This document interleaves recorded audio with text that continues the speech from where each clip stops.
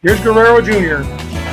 Line drive, base hit left field. Here comes the throw to the plate. He is safe, and the Blue Jays walk it off. The game is over. What is going on, everybody? Welcome back to the channel. This is Eric, and today we got Jim from BALLCAP Sports. Okay, the biggest baseball channel on YouTube. Or it's getting there, but talking Toronto Blue Jays right here, and yeah, we're just gonna jump right into it. So y'all had a pretty good season last year, up until, of course, the wild card. The wild card series was not so great, but other than that, I believe y'all had 90 plus wins. It was a pretty good season, and this off season made some moves. I just want to get your thoughts. You picked up Brandon Belt, who I know about, and you picked up Kiermaier, Chad Green. You lost Stripling to us, so I would love to get your thoughts on him, since you're probably familiar with him. He's coming to San Francisco, and just overall thoughts on the off season. Yeah, I think you guys will like Ross Stripling. First and foremost, he's great. I think he was a great pickup for your guys. We're gonna miss him in Toronto. As far as the additions that Toronto made, specifically with Belt and with Kiermaier, the Blue Jays last year felt like a team that I'm gonna say the wrong word here, but Blue Jay fans will know what I mean. There was just a lack of focus. There was a lack of attention to detail. There was a lack of hustle at times. And I'm sure players would maybe disagree with that, but there was just something missing routinely throughout the season, that they just, for 162 games, didn't have the fire. I think that's probably the best way to put it. And because of that, they lost games they should have won. And they had singles that should have been doubles. They had outs that should have been singles. There were just shortcomings, and bringing in leaders and playoff veterans and world champions, guys that have risen to the top. They've played in those moments, like Kevin Kiermaier, Brandon Belt. They know what it takes to stay engaged all season long. So I love that. You have Chris Bassett, has postseason experience. So you've got just a different vibe coming into the clubhouse with Gurriel and Teoscar Hernandez on their way out. And these guys, along with Dalton Varsho has no playoff experience. So everything I've said up to this point doesn't apply to Varsho, but Varsho looks like a good young player. I think the leadership qualities, the postseason experience, all of that Toronto brought in was the goal this offseason. Get the guy. I mean, because this team as it's put together is great, but a couple of postseason playoffs appearances now, and there's still no victory. There's still no postseason victory to be had with this group of guys. So the goal is to change that. I feel you bring in Don Mattingly as well on the bench to be the bench coach. There is a different philosophy this year, and a lot of that is reflected in those offseason free agent additions. Yeah, that's a pretty damn good recap right there. And yeah, I forgot about. I don't know how I didn't mention Chris Bassett. Yeah, that's a little big one there. That's probably your biggest free agent signing of the offseason. So that's going to be as far as free agent signings go, because the biggest move was the Varsho trade. Right. But the biggest free agent signing was Bassett, though Belt is I know you know Brandon Belt very well. Yeah. When they signed Brandon Belt, I'm not gonna lie, I was kind of on the fence on the Varsho thing. I'm just being completely honest. I was on the fence. I was not completely sold, because I looked at the situation and I looked at one lefty bat helps, but it doesn't fix the problem. You need multiple lefty bats. So if it's just Dalton Varsho, this is gonna have to be a multi-year process. But they brought in Brandon Belt, and that further improved the lineup to the point where I'm all in on the Varsho thing. I love Brandon Belt. I think what he could do, he's healthy now, and that is really what derailed last season for him. So I think good things are coming. Oh yeah, he's the captain. I don't know. I mean, he's a man. So yeah, he's solid. He really knows the strike zone. He gets on base, and he has power potential. And even though for most of his career, Giants fans were like, this guy's never going to hit more than 16, 17, 18, until suddenly 2021 he hit like 29 home runs. So yeah, he's got he's got that ability. So I mean, he's a two-time World Series champ. That really, I mean, with this team and the situation they are in, trying to climb that ladder, reach the mountaintop, to have a guy who did that. Now, Kevin Kiermaier has not done that, but Kevin Kiermaier, when we think about his postseason, he's got a lot of postseason experience. I think a total of, what's the numbers here? Postseason batting, 29 games in the postseason, 95 plate appearances in the postseason for Kiermaier. So they upgraded the defense, run prevention, and they have some playoff veterans. 100%. And let's look at your offense, your lineup for the Blue Jays this year. As a sample lineup, if I think something looks wrong, just go ahead and point that out. But yeah, you have Springer, Bichette, Guerrero Jr., Alejandro Kirk. There's Varsho. Then, of course, Chapman you still got. There's Belt. Apparently, you got Whit Merrifield and Kevin Kiermaier in center field. So it's pretty good top to bottom, I think. Yeah, and I think it'll stay like that for the most part. I could see, maybe there gets a point where they want to break up that top four being all righties, and they want to get a lefty in there in the first inning. So you could maybe see some changes there. I don't know who would slide. Maybe Kirk slides down. Yeah. I really don't know how you would make it work, but but I think the only shifting, the only adjustment that could happen would be that, where you would maybe tweak the lineup a little bit to try to get a lefty bat in there in the first inning, depending on the starter. Right. Yeah, I mean, you can always shift guys up and run Belt or whoever, but yeah, you're right. It's pretty right-handed heavy, but still, I've got a lot of big names in there. Yeah. And just looking at it, I mean, you have Springer, and then you got Guerrero Jr., and then Chapman batting sixth, the captain batting seventh. Yeah, it's deep. And no, it's good. And I'm looking forward to a Whit Merrifield bounce back season. Right. Last year was not his best year. The question is, he's 34. Is he past his prime? Is what we saw last year with Whit Merrifield who he is now moving forward, where he'll give you glimpses of what his peak was, but that's just he's going to be 10%, 15, 20% less than what we were used to seeing. We'll see. Yeah, he used to be like Iron Man and 200 hits a year, and Royals, two-hit wit.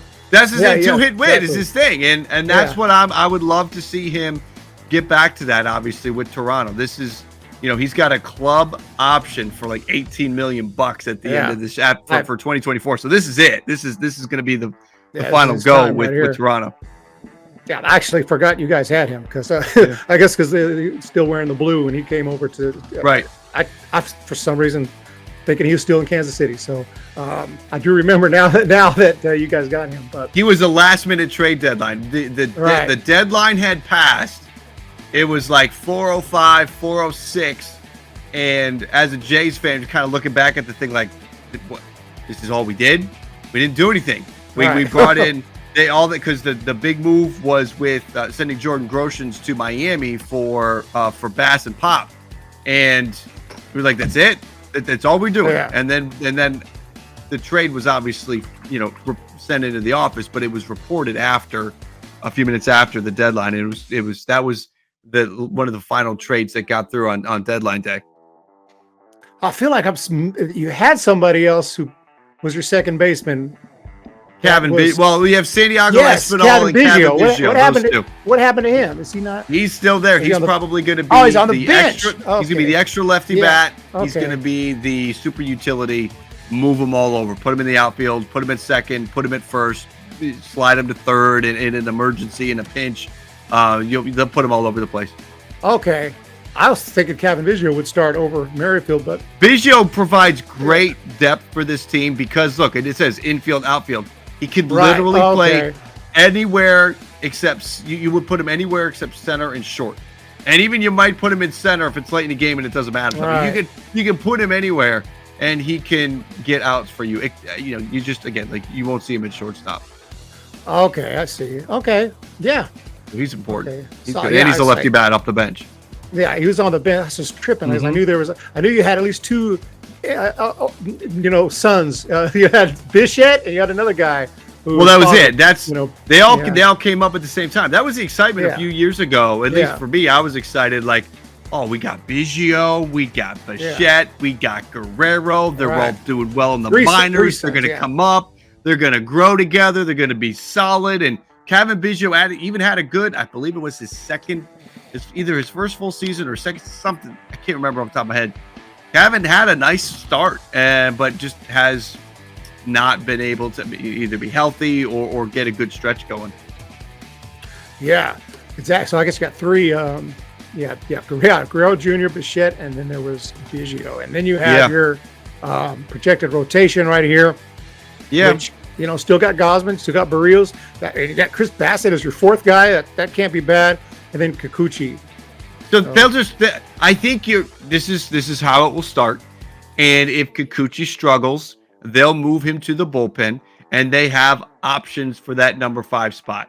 You'll have Kikuchi. If he is bad, they will move on to Mitch White. If he's bad, maybe Nate Pearson gets an opportunity for a start. I think most likely Nate Pearson, if he has an impact with Toronto this year, it's out of the bullpen.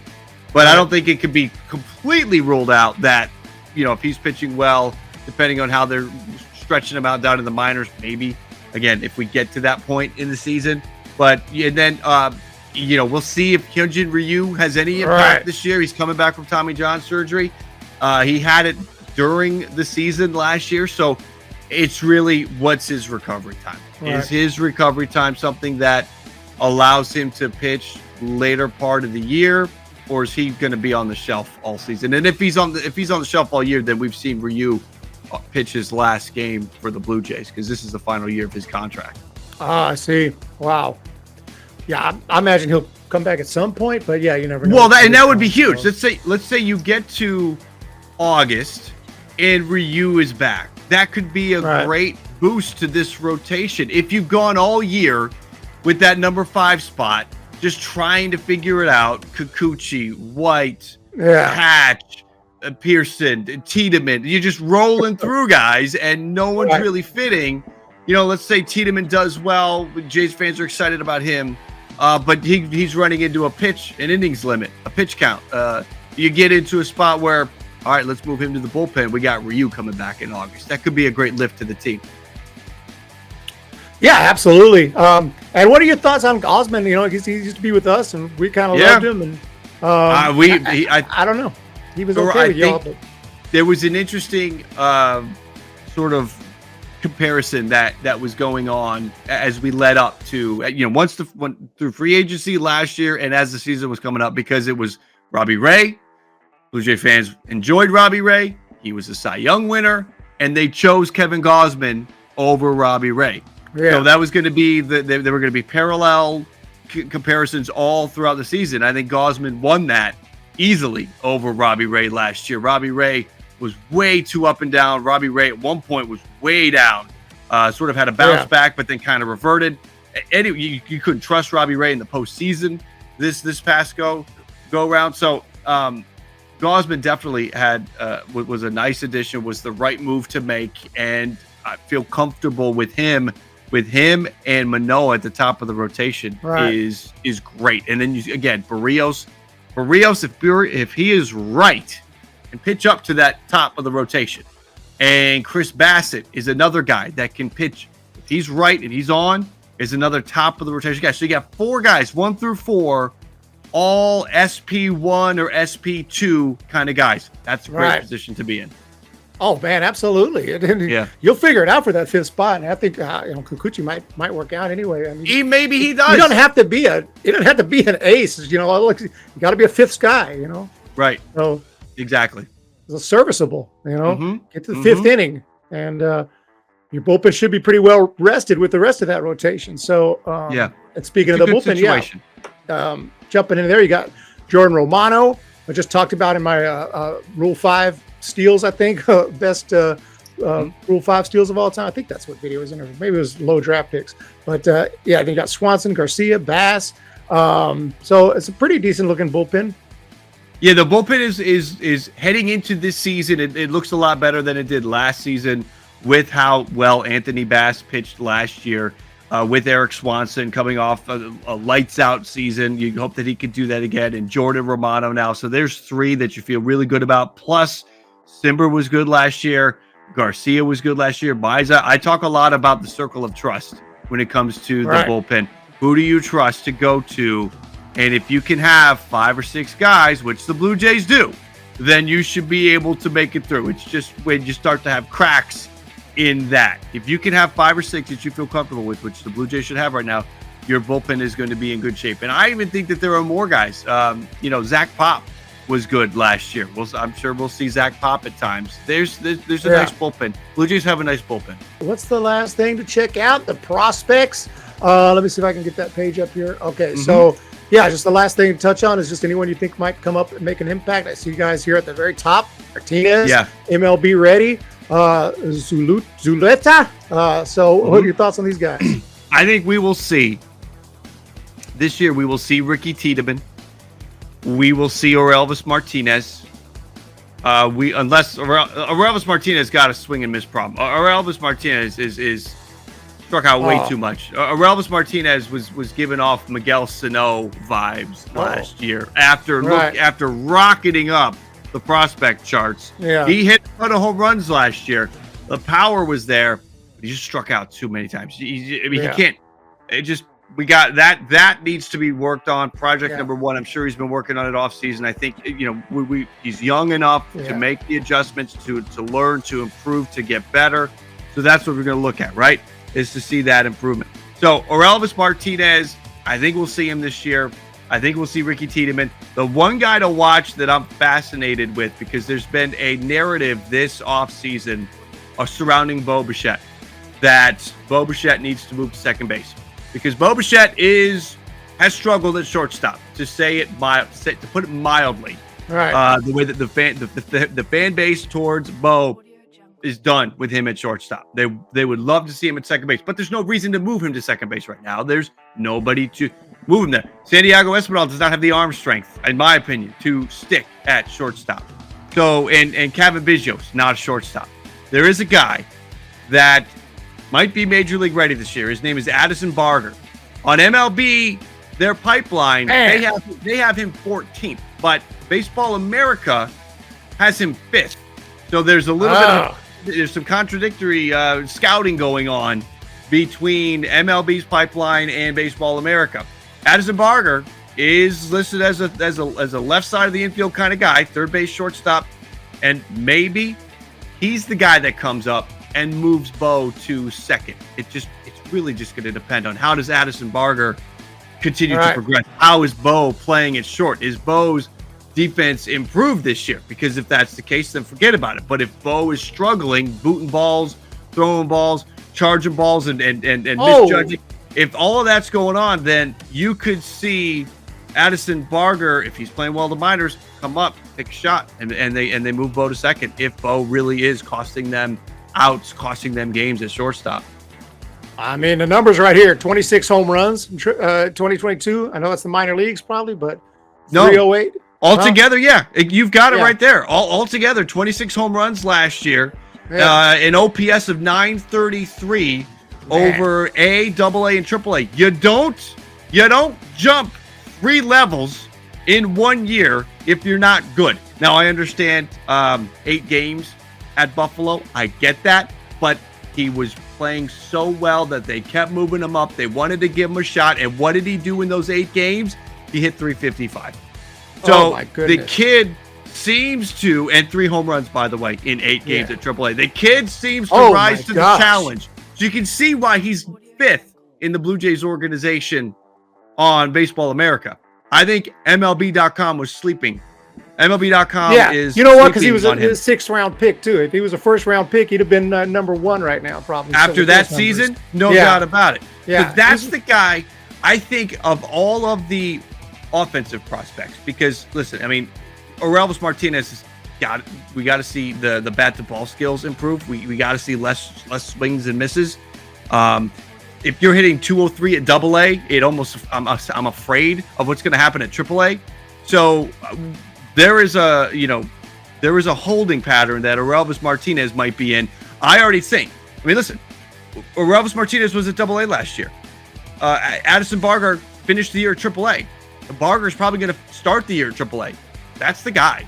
That's the guy to watch that could impact this team from a prospect outlook offensively.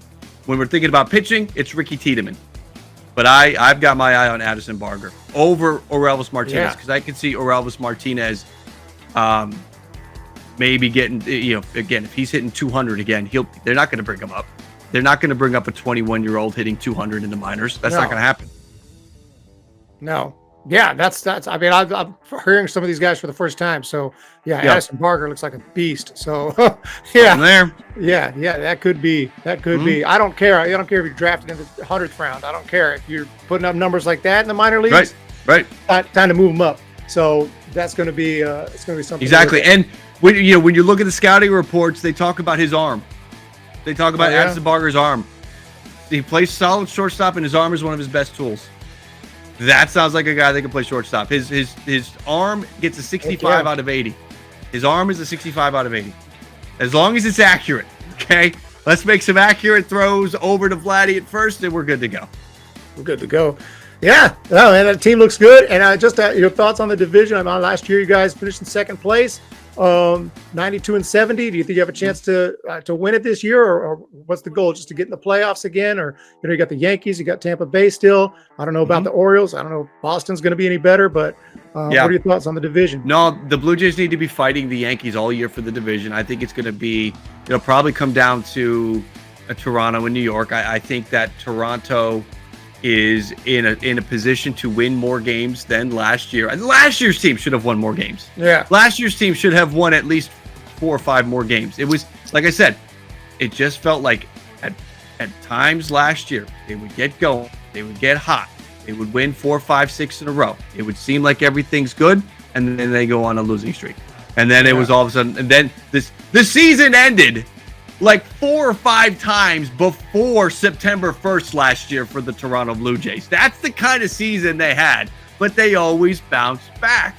Right. They need to have a season where it doesn't end. It doesn't come to an end 5 times before September 1st like it did last year. And if you can do that, this team can beat 95, 96, 97 wins if they're fine. And that's why they bring in the playoff leadership. That's why they bring in the improved defense. That's why they bring in Don Mattingly to remove any of that. So this team, again, last year we saw in the National League East, right? We saw 2 100-win teams. And I'm not saying that's going to happen in the American League East, but what I am saying is those 2 teams, Yankees and Blue Jays, can beat the crap out of each other and finish, both be high 90 win clubs. And I can see that happening this year. Yeah, for sure. Yeah, and I'm just looking at your roster. Yeah, you guys looks even better. And you got the captain. So now you got Brandon Belt. That's it. You're ready to go. So I love it. That's all about it. I'm all about it. Yeah. No, Brandon Belt. Yeah, you're gonna like him. So as long as he stays healthy, that'd be my only concern. So but even if not, hey, you guys got so much talent. So and that's why you're the perfect team to pick up someone like that, because if he's hurt, he can come aboard. He doesn't have to be the guy. No. Yeah, exactly. He has a role that we need him to fill, a very important role. And if he can do that, he will be a great addition for the Blue Jays. Yeah, 100%. And I should have said at the beginning of the video, make sure to check down in the description, and I'll put a comment as well to go subscribe over there and help BALLCAP Sports hit 40,000 if you haven't already. That's the next one. Hit 40,000 subscribers. We're on the road to 40K over at BALLCAP Sports. So make sure to go subscribe over there if you haven't already. Most of you probably already are, but if you're not, go subscribe over there immediately. So really appreciate you coming on, and look for more from Jim and I. I'm sure we'll be doing some more stuff really soon as well. Yes, let's collaborate. Let's do some things. I always appreciate coming on your channel and talking with you. So I appreciate the invite for this one. Thank you for having me. Absolutely, no problem. So y'all have a great day. Make sure to hit that thumbs up, hit that subscribe button. Thank you guys again, and we will talk to y'all in the next preview. Peace.